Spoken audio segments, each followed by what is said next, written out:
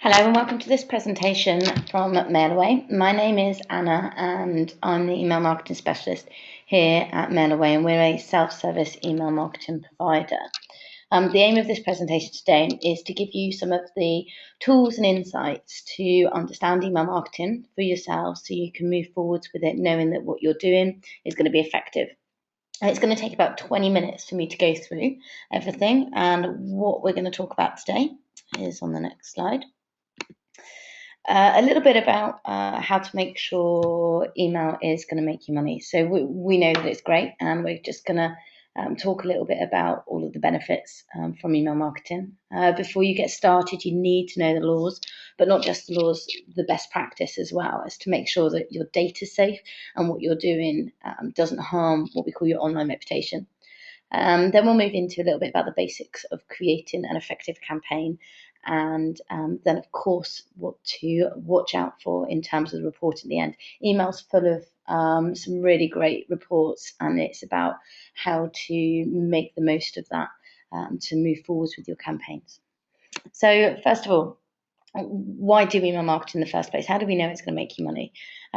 Email is great at nurturing businesses through prospects, relationships that you already have. So once someone has already made that contact with you, made an inquiry on your website, or perhaps even called you, or you've met them face to face, it's about keeping in touch with that person. So as or in this case, lots of people, so as when they are ready to buy, you have that seat at the table. And that's the beauty of email, is it's that tool that gets people coming back for more. So as when they are ready, they know that you know that you are forefront of mind. What email's also really good at is proving the return on investment, and you'll see some of the reports a little bit later, which shows how well you can measure email marketing. The DMA, the Direct Marketing Association, currently value an email address, a single email address, at £9.11, because they can that accurately gauge the return on investment that people get. You can make about £25 on average. This is £25 for every pound spent as well. So we know the returns are there, and it's about investing in it in the first place to make sure that what you're doing is right, because anyone who just dabbles are never going to see the significant returns that those who really invest in it in the first place. Some practical reasons why we think it's a good choice, and generally when I talk about these practical reasons, I mention it or talk about it in terms of a spa. Imagine you're a hotel with a spa, and you've got some room that you want to fill. You perhaps have a completely free weekend, and you know you've got staff there. You know you've got overheads that you have to cover. So you need to get people into that spa. You can send them a last minute email.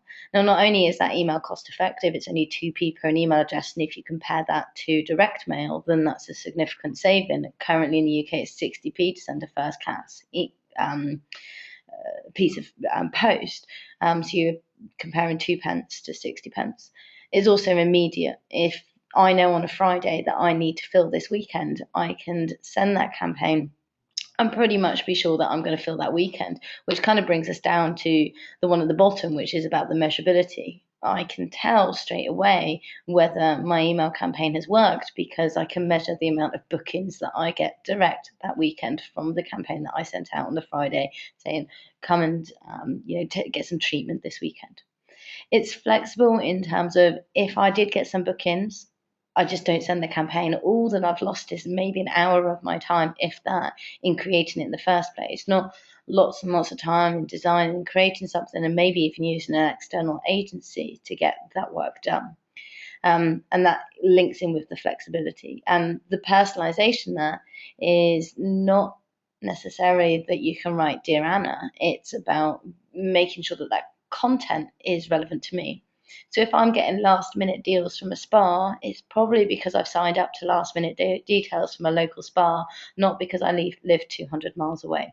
And that's where the personalization really comes in. And of course, email is easy to share. It's still one of the largest forms of online sharing. We just don't notice it the same as social media, because it's a private share rather than a public share. So a little bit about the rules and regulations. The rule that covers email marketing is the Privacy and Electronic Communications Act of 2003. And what this states is that anyone who's receiving your email marketing must have previously opted in. Now, there is a caveat to that, and that says that if there is a relationship between you and that person, then you can email them. But the products must be of a similar nature to that which they originally showed an interest in, and there must always be a valid unsubscribe link. Of course, you must also not hide your identity, but if you're a legitimate email marketer, then there's no way you'd be hiding your identity anyway. What this means is that you have to ensure that the people who are receiving your email know that they're going to receive your email. Best practice kind of goes a little bit of a step above what the law states and tries to ensure that you always get proper full opt-in at any opportunity. So when this says an established relationship, it could be as simple as someone's made an inquiry on your website or they've bought something from you in the past. That's great, you can add them to your mailing list. But best practice goes that little step ahead and says, well, actually, has that person seen a privacy policy? Do they know that they're receiving an email monthly or maybe even weekly? Have they ticked a box to double confirm that they want to receive that email, and then have they received a welcome message afterwards to let them know that that's going to be the case? So the rules are pretty basic, and best practice is a little step ahead of that. So the rules are basically you need to get someone to opt in, unless you've got a relationship there already.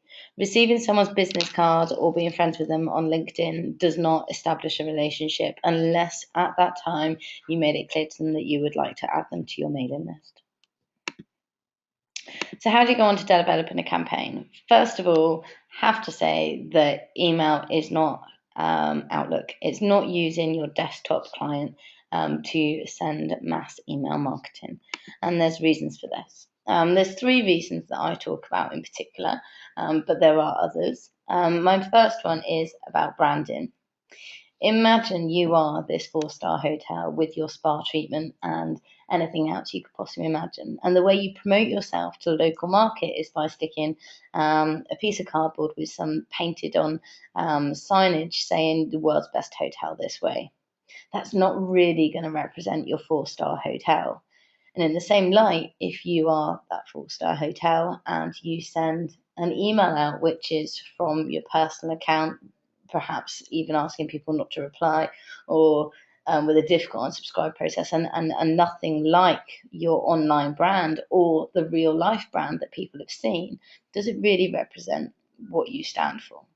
An email should be an extension of your website. It should look and feel very similar. So as when people receive it in their inbox, they recognize it and they feel that they know where it's come from. If it doesn't represent that, then the chances are they're going to turn off to it straight away, because our inboxes are inundated every single day, and we make a split decision whether we're going to open and read an email or not.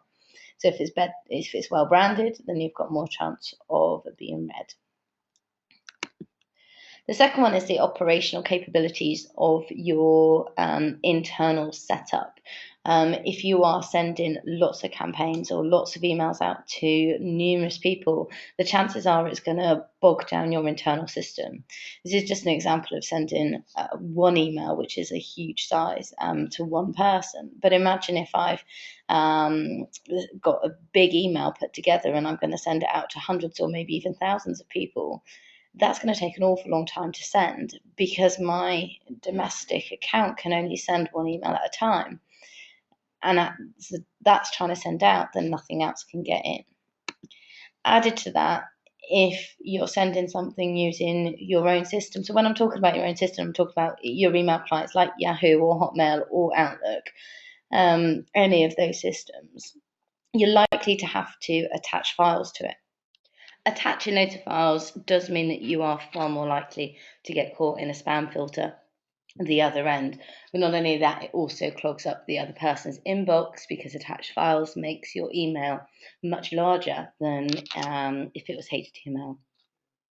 So that's the operational capabilities and the branding. And the final reason that I want to bring up as to why you don't use your desktop client is the reporting. If you can't measure it, you can't manage it. We've all heard that saying before.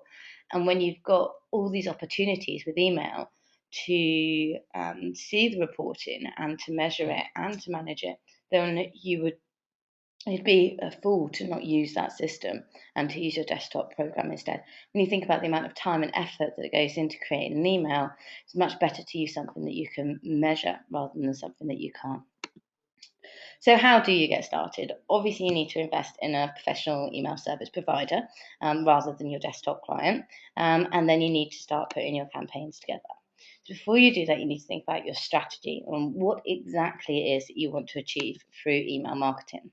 And these are just some generic examples that I've come up with here. Brand awareness is a big one. Making sales is obviously another big one, especially for online shops where we know email really sees returns. It could just be about relationship building or establishing a relationship in the first place, and event registration as well is obviously a big one. If you are looking at doing email marketing, there must be a reason why you want to do it. And it's looking at that big picture stuff. What do I actually want to achieve? The reason you need to know this is not only because then you can measure and manage it and see how email is contributing to your aims, but also the design and the content will differ depending on what those aims and objectives are. A sales-based email for an online shop looks very different from a brand awareness email. And I'll just do a couple of examples now.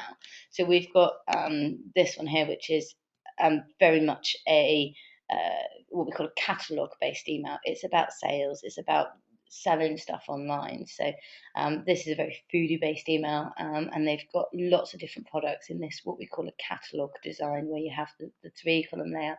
You could have 4-column layout, you could just have 2 if you wanted to, but it's this layout fits lots of different products. The next one is a newsletter, just a general newsletter design. So this is quite a busy newsletter, but it looks good. And the whole idea of a newsletter is you've got lots of little snippets of articles. Generally, you will have a title, some body text, which is about 150 words long max. And because of mobile, we're actually reducing that down now. I'm saying that people should actually have even less than that. Maybe more like 50 rather than 150. And then your call to action text at the bottom here. And nearly all articles should look like that, where you have an enticing title, an enticing click through, and then some body copy in case someone's really interested. People in general will scan read your emails and they'll read that title and that click through first, and then they might read the body copy if you're really lucky. The final one is what we call a newsletter. Can be brand stuff. It can be about thought leadership. It can be sharing best practice. It could just be that you want to establish and build and maintain that relationship. So you talk about the news and what's going on. A postcard is when you've got something really specific to talk about, and you want to pull your attention to this one thing. If you have a newsletter and there's one thing you really want to shout about, you actually dilute the message of that one thing through including all these other articles in there. So if it's one thing that's really important to you at the moment, then you would use a postcard design. So going back to our spa that I talked about earlier, when you're desperate to get bookings for this weekend, you would use a postcard design. You wouldn't dilute that message with saying, oh yeah, we could put something about the accommodation or the restaurant in there. Your aim at this time is to fill that spa. So this is just an example here, which is a really nice one from Whitford Fine Art, and it's literally, we're just talking about this one thing, which is the show. They do have their navigation there, and a good image, but it's just that one show. So once you have your design and you know what it is that you want to achieve, it's about making the content which is right for the recipients as well. So to make the right content, you need to think about these things. Who is it that you're sending to? Know your audience and really get an idea as to what they will be interested in and how that links to what you want to tell them. If you can't find out how that's going to link together, then the chances are they're not going to be interested, and it's pointless sending them the campaign because they're going to be unengaged, they're going to unsubscribe, or they're going to mark you as spam, and you're not going to achieve what you want to achieve. So find a way to get what you want to tell them and what they're interested in to hook together, and then also include what you want them to do as a result. That's your call to action. That is, what do I want them to do once they've read this email campaign? And you'll be surprised at how many emails actually go out without a call to action on them. And it could be as simple as download this ebook, or contact us for more information, or book online today. If you are doing some kind of offer, then theory has it that a time fuse can help on that as well. And a really explicit, explained call to action is really useful. Read more or find out more is pretty dull today. And if we can have something more interesting, then you will see better returns. So finally, a little bit about the reporting. This is a standard report within our system. You get opens, click-throughs, unsubscribes, marks as spam, bounces. It's a lot of information to take in. So if I move on to the next one, it says here, just go back a sec. In here, you can drill down into far more detail, and different email service providers have different levels of reporting. Some are extremely good, and some are far more basic. Some you will only get that open and that click-through rate, which is useful, but it's good to have a whole array of information as well, where you can really start pulling lots of info from your campaigns to piece together an even better understanding of your audience and move forwards with better campaigns. So if you've got a low sent rate, it could mean it's a quality with the data, so you could have lots of duplicates in there. In reality, most email service providers now, such as Mailaway, will dedupe any list anyway, so you don't really need to worry about that so much. The bounce rate is an issue, especially for your first send, because generally you will see what we call a churn within your list, which means that your list size will dilute by about 25% every single year, 25 to 30% every year, just based on people changing internet service providers and changing jobs. So you will see that you will always have bounces in your campaigns, but if you haven't emailed someone for a long time, that bounce rate will be higher. Equally, you may have problems with the data entry if it was hand collected data. Or typed in thereafter, then that could be an issue. So you'd need to look at that too. If you knew it was new data but you had a high bounce, it could be about the data entry. A low open rate could indicate the time of send was a bad one, although with the rise of mobiles, we're seeing that people are opening lots of different times a day now, and it's less restricted to the time when you're traditionally sat in front of your computer. It could also be to do with previous experience of the email. So if you'd sent another email before this one and it wasn't very good, chances are people are less likely to open the next one because, well, they've already experienced that one and it wasn't very good. So why would I open the next one? Your subject line is also crucial for your open rate, and it shouldn't be left to the last minute. It should be thought about right at the very beginning when you're planning your campaign to make sure that it's good. And there's lots of tests you could do with subject lines, such as A/B split test, which means that you can get the most effective subject line available.